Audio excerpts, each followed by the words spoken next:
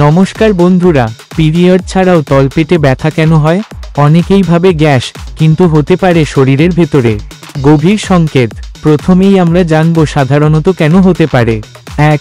Ovulation pain, ডিম্বাণু নির্গমনের সময় হালকা ব্যথা হতে পারে। 2. ইউরিন ইনফেকশন, অতি এর জন্য হতে পারে। 3. কোষ্ঠকাঠিন্য ও গ্যাসের জন্য হতে পারে। এসব ব্যথা সাধারণত মাঝারি 1 থেকে 2 দিনে সেরে যায়। এবার আমরা জানব মেয়েদের জটিল কি কারণের জন্য পিরিয়ড ছাড়াও তলপেট দীর্ঘমেয়াদী ব্যথা হতে পারে। 1. ওভেরিয়ান সিস্ট এর জন্য ব্যথা হতে পারে। 2. এন্ডোমেট্রিওসিস এর জন্য ব্যথা হতে পারে। 3. পিসিওড এর কারণ জনিত ব্যথা হতে পারে।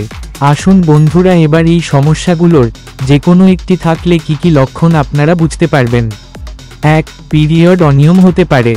2. সাদা স্রাব হতে পারে। 3. কোমরে বা উরুতে টান দেখা যেতে পারে। তবে চিন্তার কিছু নেই, তখন কি করণীয়? তাছাড়া পরীক্ষা কি করতে পারেন? 1. পেলভিক ইউএসজি করুন। 2. ইউরিন রুটিন পরীক্ষা করতে পারেন। 3. প্রয়োজনে hormone test, FSH, LH, TSH ইত্যাদি চেক করতে পারেন। আর একটু মন দিয়ে সকলে শুনবেন। ব্যথা মাঝে মাঝে হলেও পেটের গ্যাসের ওষুধ খেয়ে চাপা দেবেন না। মনে রাখবেন, পিরিয়ড না থাকলেও তলপেট ব্যথা হালকা বিষয় নয়।